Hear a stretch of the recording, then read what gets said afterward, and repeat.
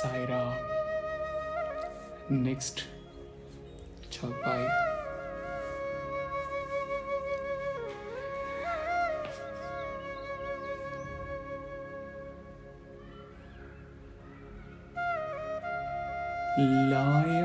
लाय संजीवन लखन जियाए, श्री रघुबीर हर्षि उर लाए।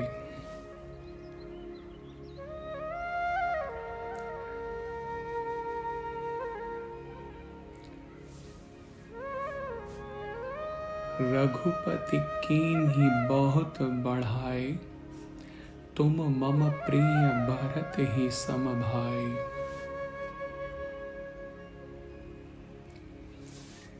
Bringing the magic herb Sanjeevani, you revived Lord Lakshmana. Raghupati, Lord Rama, praised you very highly and overflowing in gratitude said to Hanuman, to you, O Hanuman, you are dear to me as my Bharata, as my brother Bharata.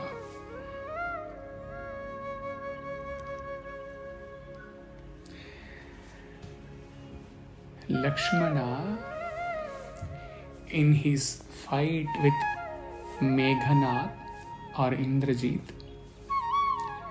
shatters his chariot, smashes his driver, and strikes him so many times and so severely that Meghanath is almost dead.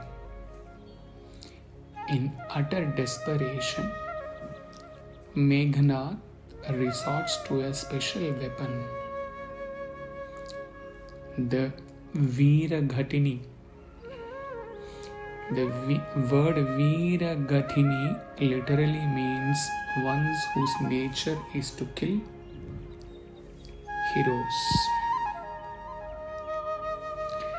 When Lakshmana is struck by it, he falls unconscious.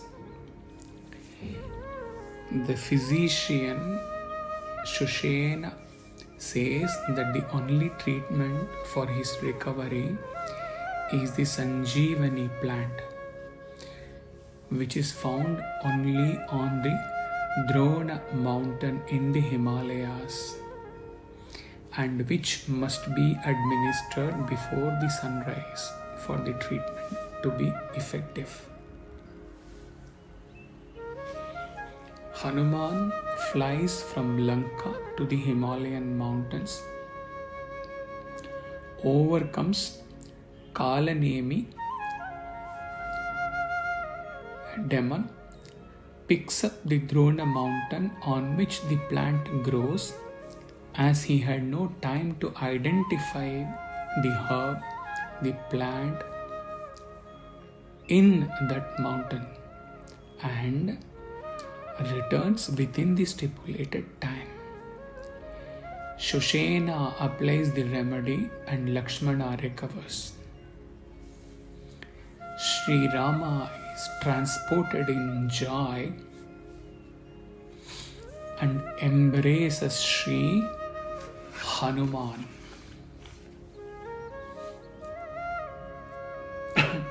Sri Raghubir Harshi Urlaye. This episode is an extended metaphor for the human condition, the state of the human being, his problems, and the ultimate solution. Lakshmana represents the Jiva, who is stuck by the weapon, which represents worldly attachment or samsara. As soon as the Jiva is attacked by samsara, the jiva disconnects from the Lord and becomes attached to the sense pleasures of the world. The weapon has been hurled by desire, represented by Meghnad. This means that the worldly attachments come from desires.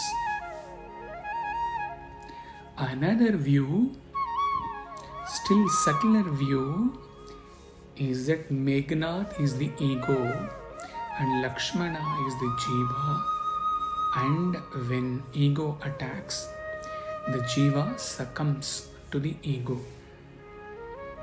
On being struck, Lakshmana faints. That is, the jiva, you take it as attacked by samsara, or even subtler way is to look at it as being struck by, attacked by ego. The first of it being, I am this body, or the ignorance of my real identity as Atman. Thus, when the ego attacks, the Meghnad and his weapon is the ego, Lakshmana faints. That means the jiva falls into a state of ignorance and he becomes unconscious of his relationship with the Lord and of his true nature.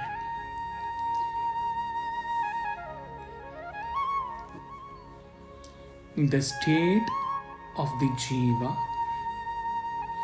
the ignorance of his real nature, is understood by the Guru here in this context in the form of Shushena.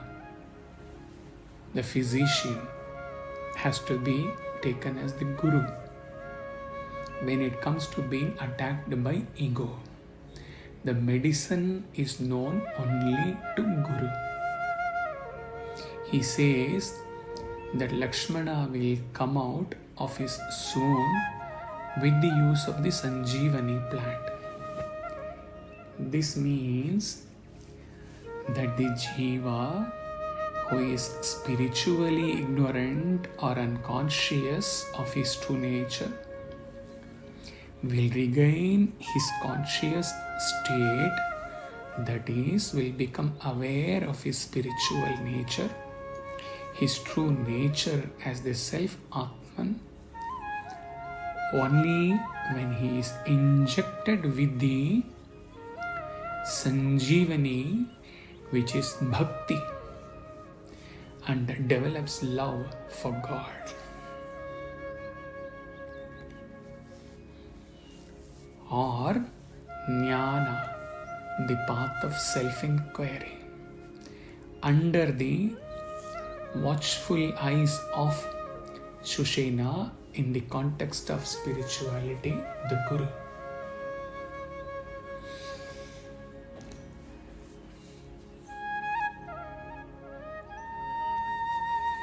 The Drona mountain represents all the Vedas and Vedanta and all the spiritual teachings. And the essence of it is the Sanjeevani plant, that is Ramanam. Ramanam Tarakam Sada Bhajore.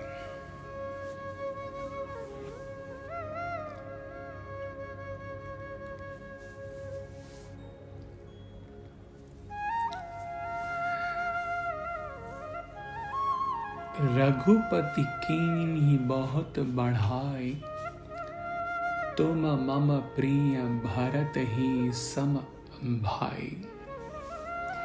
Once the jiva awakens to self with the aid of Shrutis, Veda, Vedanta, or in Bhakti, the Ramanama, then the jiva turned Jivan Mukta deserves Lord's praise, and Lord says Here is my true bhakta. बहुत बड़ाई.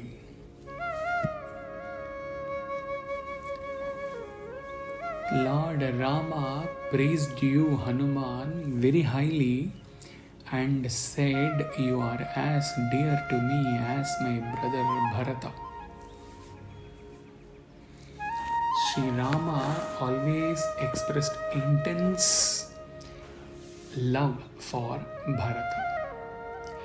It is said in their childhood competitions, such as shooting down mangoes from the trees, Sri Rama would take mangoes from his own basket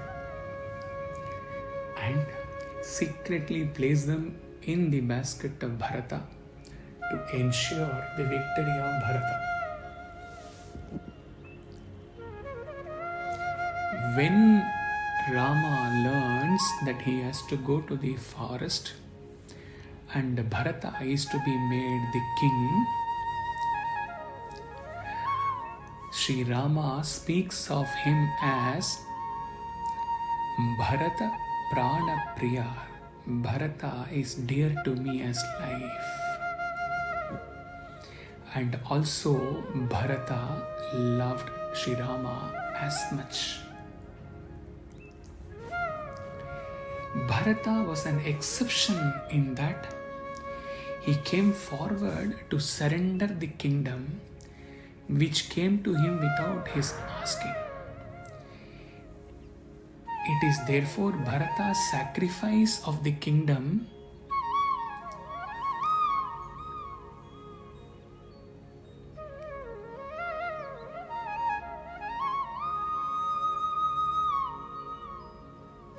which was legitimately his kingdom.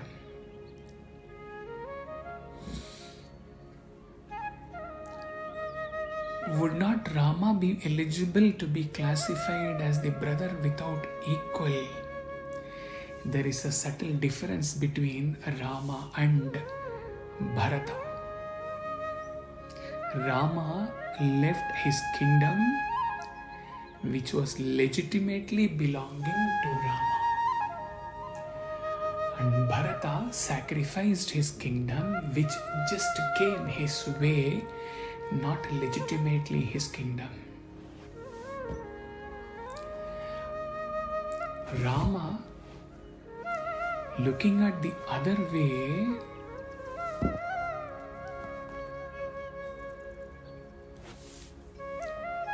what makes Bharata even more precious?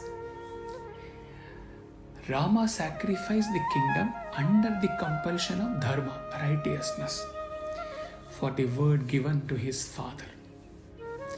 Whereas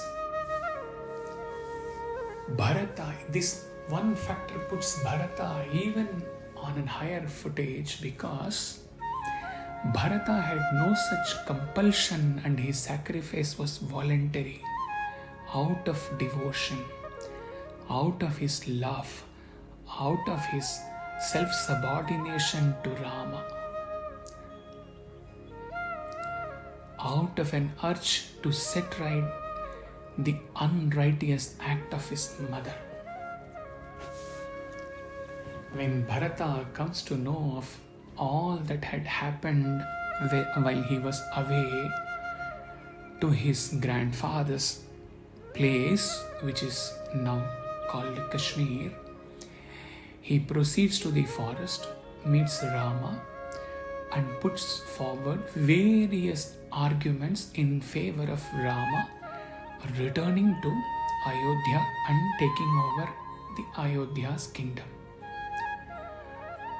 These are some of the arguments put forward by Bharata. Rama was the eldest son of Dasharatha and so by tradition was entitled to succeed as the king. Father had committed a great sin because of the control exercised on him by his mother. And therefore, in the whole drama, Bharata had no role in Rama's exile, and therefore Bharata should also not be compelled to rule the kingdom,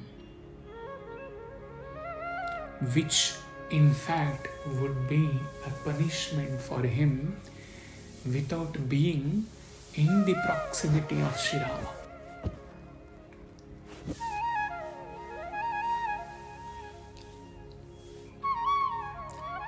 Rama should respect the great Ishwaku tradition by becoming the king.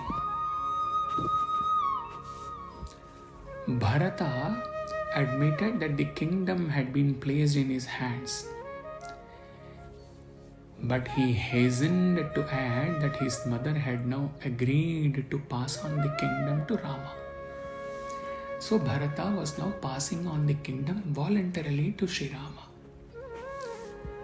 Bharata conceded also that he had no ability to run the vast kingdom and he was no match to Sri Rama. Only Rama was capable of ruling Ayodhya.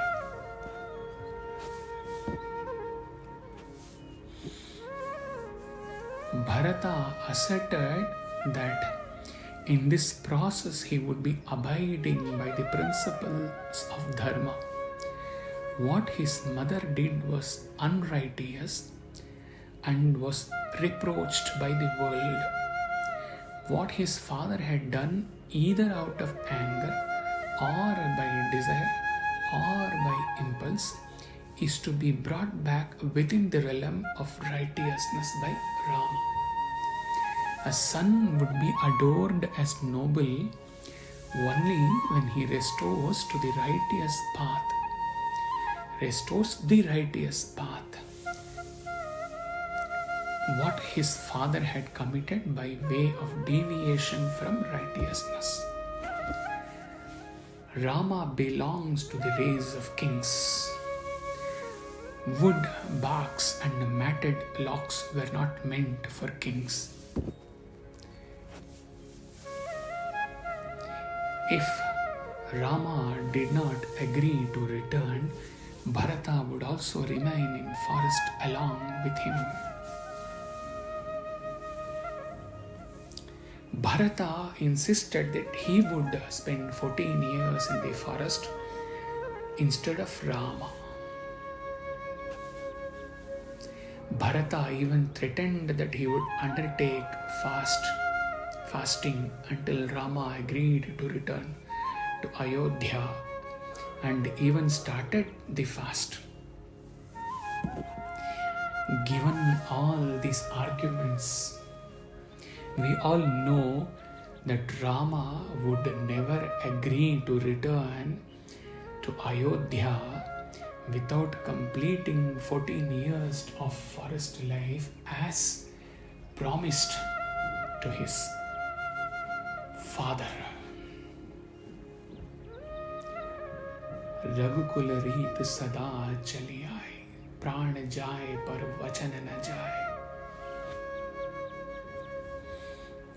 Bharata at last pleaded with Rama to step on the golden sandals brought by him as one of the materials to be used by Rama if he had accepted the coronation. Rama did so and grazed the sandals by stepping on them once. Bharata then reverentially took the sandals and placed them on his head. He pledged that he would also wear wood box and matted hair, that he would entrust the duty of ruling the kingdom to Sri Rama's sandals, that he would reside outside the city of Ayodhya, and that he would enter the fire if Rama did not return to Ayodhya on the day following the completion of 14 years. Bharata had thus demonstrated his strong devotion as Bhakta to Lord Almighty. a unique example of seeking Rama's sandals. Such a display of absolute surrender and devotion had not been seen anywhere by anyone, either before Bharata or after Bharata.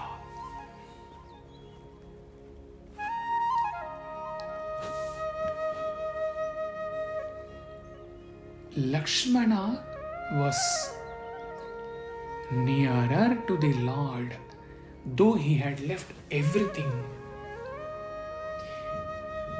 sacrificing his stay with his wife, sacrificing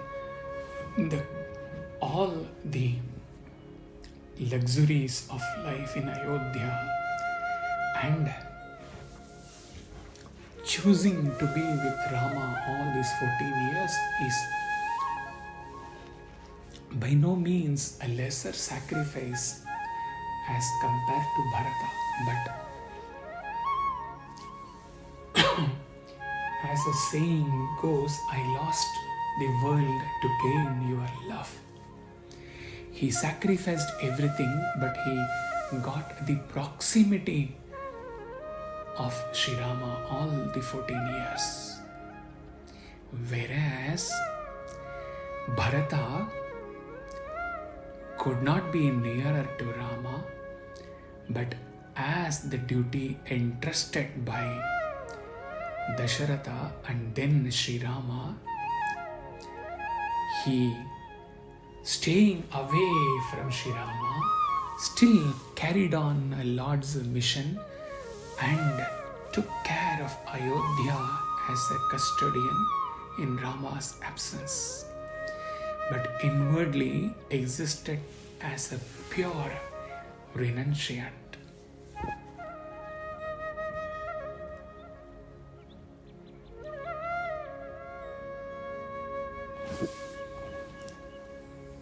Lord saying to Hanuman that you are as dear to me as my dear Bharata, or saying that you are mine, is the ultimate grace which a bhakta can get from Bhagavan. I am yours is a devotion. I exist for you is sadhana.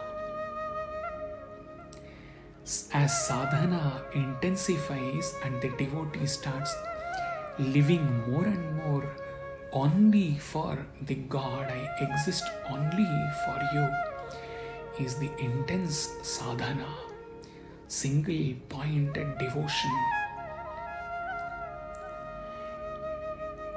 The bhakti progresses towards the ultimate stage where the bhakta can say for a brief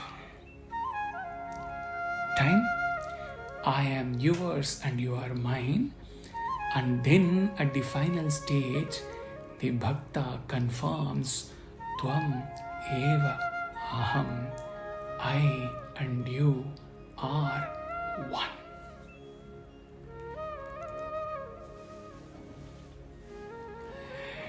Sri Krishna says in Bhagavad Gita, those who are indifferent to worldly gain, externally and internally pure, skillful, without any selfishness or self-care, untroubled and free from selfishness in all undertakings, such devotee is mine, devotees are mine, are very dear to me. If we look back, Hanuman qualifies for each and every quality described in the above verse. Therefore, Krishna, in his earlier incarnation as Rama, recognizes these qualities in Hanuman and says, you are dear to me. Krishna said, they are dear to me. Rama said to Hanuman, you are dear to me as my dear brother Bharata. Tuma mama priya samahi bhai.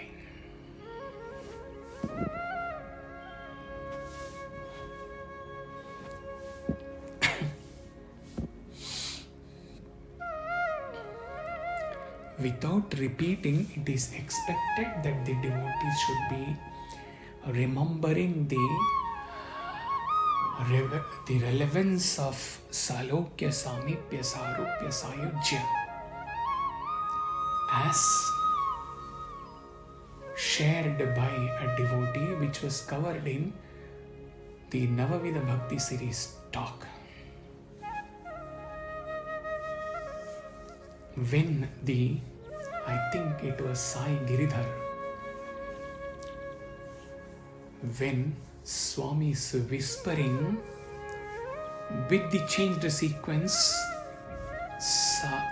Salokya, Sarupa, Samipya and Sayujya was heard again and again immediately during the week after the 24th April 2011, when he along with other students and lecturers were sitting in the Kulwant hall totally shattered as to what now, what next. In the context of Bharata, very quickly we will do a recap. He did enjoy the Salokya because he was contemporary of Shirama, brother of Shirama. But the usual sequence next will be Samipya, which the nearness, physical nearness to God, he did not enjoy much, at least in his youth, till the expiry of the 14 years of exile of Shirama, because he stayed more in Kaikeyi's father's kingdom to learn various things, and was even not present when Shirama left Ayodhya. So Samipya comes later, but as Swami had changed the sequence, Sarupa, which means living a life of the Lord. Your life is His message. That is Sarupa in real sense. Living as per the instructions of the Lord. Leading the life verily of the Lord. Practicing Satya Dharma Shanti Prema Ahimsa given by the Lord. Shining verily as the Lord Himself. Serving the Lord deservingly in the Lord's mission is all about Sarup. And then he, after Rama returns, he, of course, as per the changed sequence of Swami, he does enjoy the Samipya, is very near to Rama, standing next to Rama as Rama rules Ayodhya, and then ultimately attains Sayujya, liberation, freedom, moksha.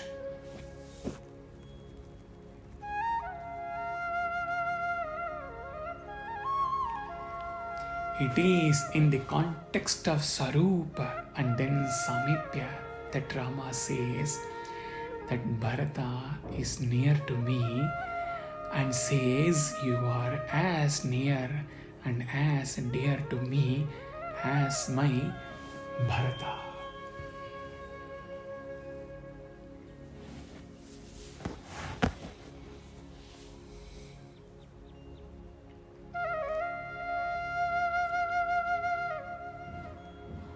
Lakshmana also sacrifices everything, but he gains the proximity of Sri Rama. Bharata sacrifices everything, and he lives the life of a renunciant in a forest adjacent to Ayodhya. So he lives the life exactly as Lakshmana, but devoid of proximity of Sri Rama. That puts him on a little higher pedestal. Tuma mama Bharata sama bhai.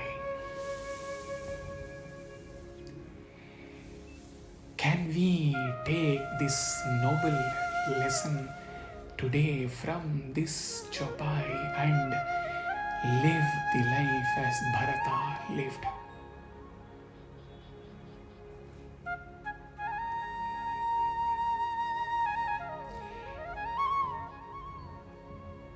We have, of course, been graced with Salokya. We lived when Swami lived.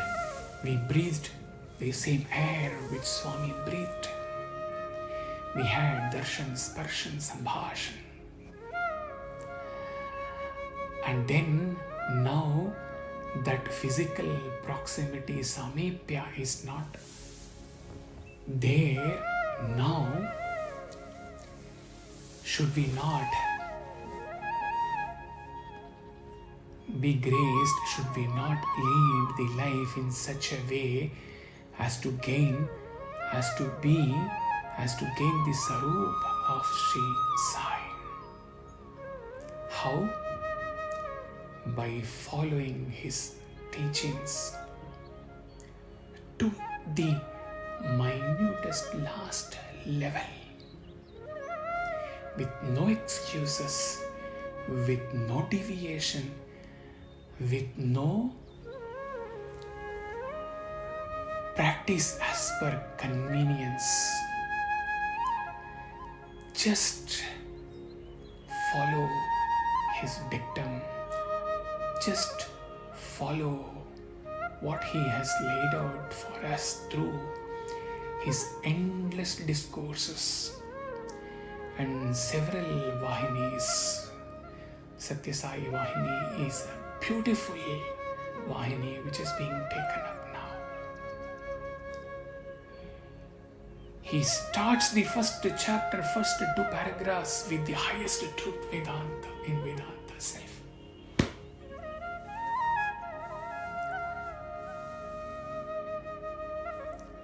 By practicing what he has laid out for us, by leading the life as of Sai ideal,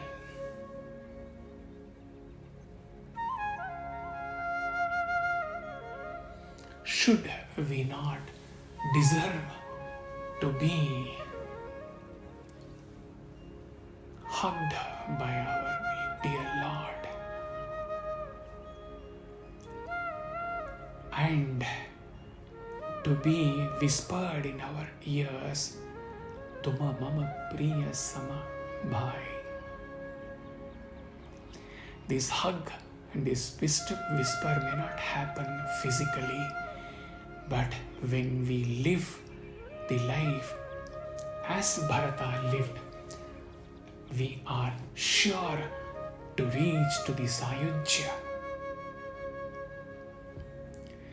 The nearness, samipya, may not be physical nearness, but when we reach the stage of Tvam eva aham, you are me, you and I are one. My brothers and sisters, can there be any more samipya than this? Becoming one with the Lord, merging and existing as Sai, self. That level of samipya and sayujya get merged, they are one. They are not two different stages. Bygone is bygone. The life till yesterday be left out.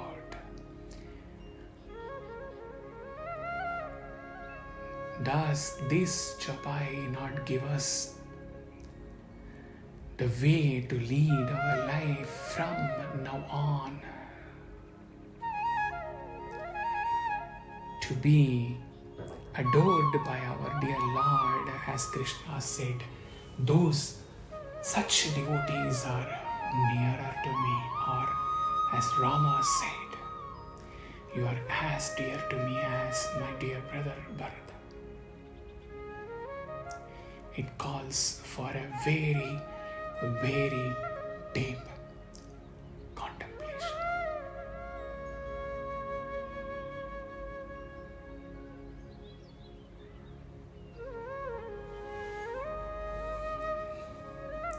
Jai Shri Hanuman, Jai Shri Ram.